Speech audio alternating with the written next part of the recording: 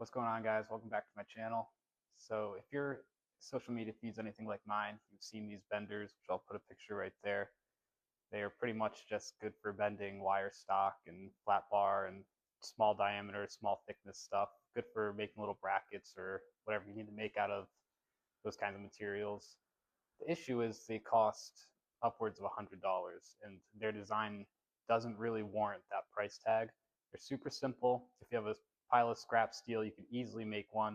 You just need a couple dowel pins and a drill press. We're going to be using the Bridgeport just out of ease, but you can get similar results just with a drill press, even a hand drill if you really didn't have much. And it'll be just as functional, maybe not as pretty. You might not have a nice little rubber handle, but you're saving easily $100+. So let's get into it. So for material, this is what I dug out of the scrap bin. I didn't grab these out, but these are the dowel pins we'll be using. They're hardened steel. They're 5/16 diameter by 1.5 inches long. And we have this block. This is going to be our base. So we'll have pin here, and then we'll take this flat bar. It's going to pivot on that second pin with an additional pin on here, and that'll make our bends. Real simple design. The only issue is we have to figure out a good spacing between each pins. Now, if you look at that picture, it looks like these two pins are about 1 inch apart, and then this pin to the pin that's going to be mounted to the flat bar, it looks smaller, maybe 3/4, maybe 5/8, maybe even a 1/2 inch. It's hard to tell from the picture, but we'll kind of mock it up and play with it and see what feels right when we're doing it. But I don't think it's all that critical because these bends aren't going to be critical. You wouldn't use this tool for a critical, application. So if it gets us close, it'll do the job fine. So first order of ops, we are going to be cutting this down along with this, just so it's not a random long oversized part. This measures 3 and something. I'm going to make it 2.5 inches. I'll make a scribe there. On this, I'm going to make it a foot long. I already have a little mark there if you can see it. Let's get these into the bandsaw.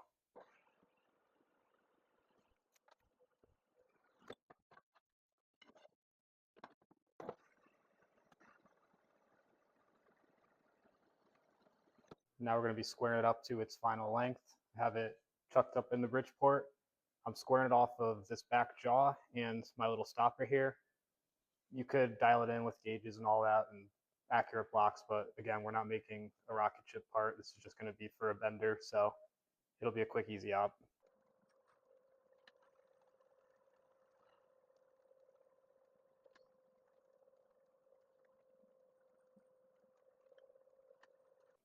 So if you see, I am at 2.5095, so I have 9.5 thou to take off, and I'll be right at my desired length. The important thing is always clean out the chips from your device, because you can clamp it on a chip that's 5/10 thou thick, and then your whole measurement's off, your part's short.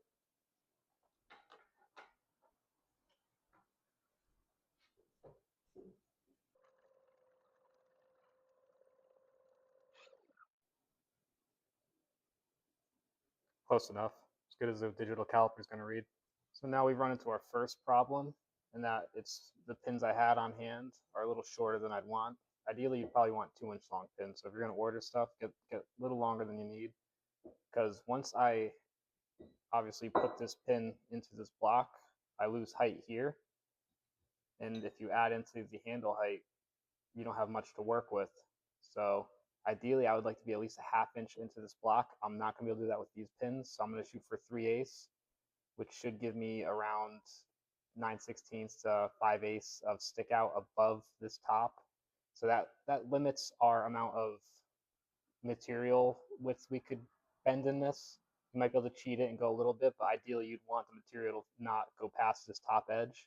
So it is what it is. I don't see myself doing anything like that anyway. I'm mostly going to be using little pieces of wire and rod to bend with this, so it'll be all right for my use. But if you're thinking you're going to bend, 1-inch flat bar, get longer pins. My second issue is I didn't measure these pins. I have one that is, I believe, 375, so 3/8, and I believe these are 5/16. Yep, 312. So again, I'm using what I got. And if I have a larger pin on the handle, it shouldn't really make that much of a difference. Again, we're not going for super precise radius bends here.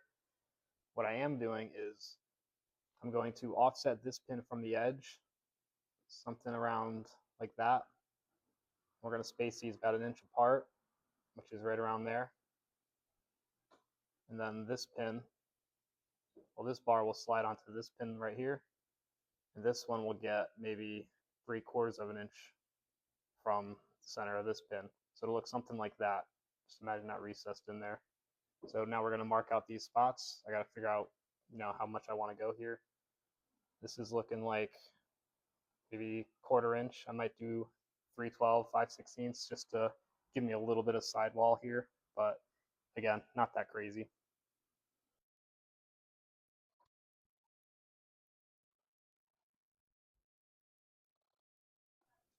So there's our layout for the block. We're going to do this with an edge finder and a Bridgeport. So these are just purely reference lines. And again, if you didn't have a DRO, if you didn't have a Bridgeport, these are more than accurate enough for what we're doing here. But we have a Bridgeport, so we'll use it like it is. All right, so I got our base block sitting in a vise, sitting on 2 parallels and up against my stop.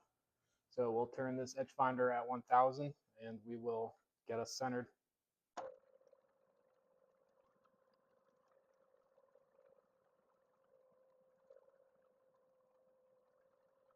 Now we'll swap this out for a center drill.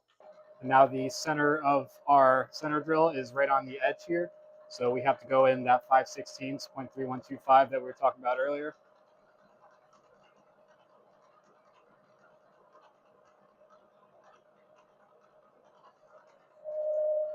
And we can come down.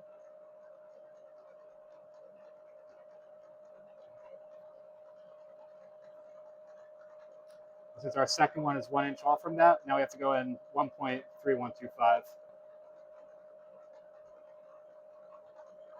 Now, if you see, we have perfectly located holes. Now we can switch to a drill bit. All right, so I have the drill bit in.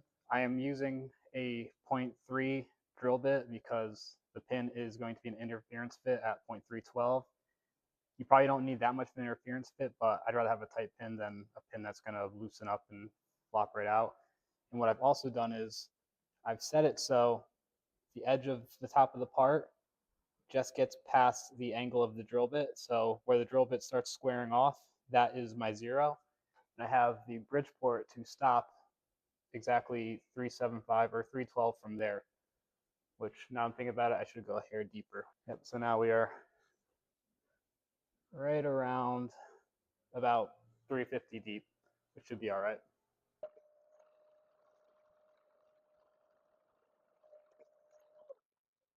Now this is a step that I don't see talked about enough. Whenever you're using pins, you can press these in. You got to think, how would I ever change these if I had to? So the right way to do it is to drill a smaller hole on center all the way through. So if you ever want to knock these pins out, you can get a punch and just pop it through. Now that's on like good prints and good parts. Some things, they don't do that, but I always like to do it just because I hate to do something without a proper way to replace, fix, or whatever. You know what I mean? So I have a 5/32, 156 drill bit loaded in there, and that'll be our hole for the punch.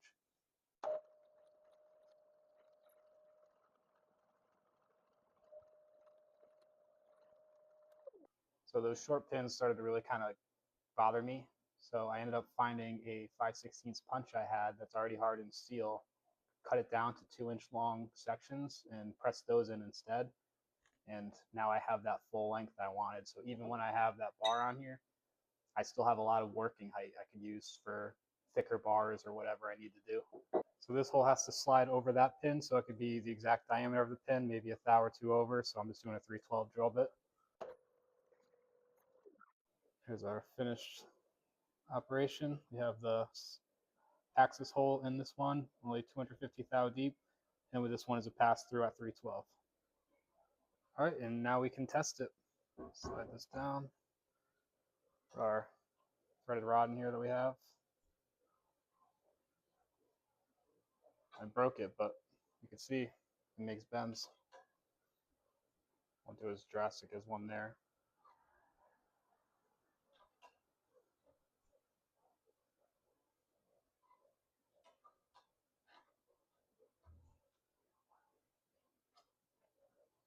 can make a wide range of random shapes and 90 degrees if you need it. This is going to break again at 90, but oh, I got it close.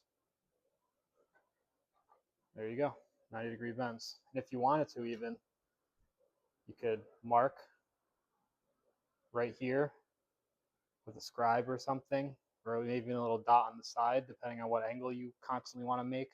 So if it was 90, I'd come around the back here and I'll just do a scribe line right there. And that'll say, you know, that's your line you go to every single time if you want consistent bends on something. And there's a finished product, quick coat of cheap paint, and it looks okay. It's not the prettiest thing in the world, but it's functional and it was for free. Now, if we're going to talk some limitations about it, I would say round bar, maybe 3/8. And then if it was flat bar, 1/8 inch thick by 1 inch, maybe 3/16 at the max. If we did thicker pins, deeper depth of the pins into the material, you could probably do something thicker and with the longer handle, of course, for more leverage. But I don't see myself, I could use a press if it's that big of material. This is for a quick, like I need to bend a piece of wire for who knows what, or just even just angling a piece of sheet metal real quick to make a corner. That's where this kind of thing shines. And I mean, I'm sure even people in jewelry or something could do something similar, maybe tighter spacing, make tighter curves. Who knows? The world's your oyster with something like this, especially if you're making it yourself. Because you could buy that one for $120, $130, and you can't get the tight curves you want. Well, make one yourself with smaller pins, tighter spacing, and you can make really tiny, you know, really tiny radius curves. So yep, that's all. Thanks for watching. Please like and subscribe. I plan on doing more of this kind of content, more of just building what I can build, shaping what I can make, and just really trying to push metalworking for myself. Thanks for watching.